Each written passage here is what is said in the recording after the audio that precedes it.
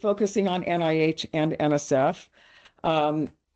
And remembering as I mentioned, there are mission differences between them, but now I want to talk about the specific differences. So for NIH, I'm going to talk about the S10 instrumentation program in the Office of Research into Instrumentation Programs, or RIP. So this is a deadline-driven program once a year. Most NIH applications are multiple times a year, but once a year. So it's June 2nd.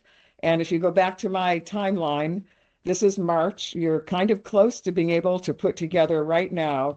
If you're in this webinar, so you're kind of in the planning stage, you're in good time to be able to submit to the June 2nd. And I urge you to do that. So, so this S10 instrumentation program accepts and will award up to $2 million. Okay, we'll talk about this in detail. NSF has a major research infrastructure program called the MRI. It's NSF-wide, so it covers all of the disciplines. If you're in biology, it'll go to the biology directorate. If you're in geology, it'll go to the geosciences directorate and so forth. It has a window of submission this year, meaning you can start submitting October 15th, but you have to end by November 14th. And the opportunity goes up to $4 million.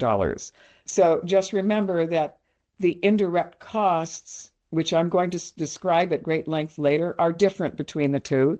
But basically, the amount that you can get is also different, up to $2 million for NIH and up to $4 million for NSF.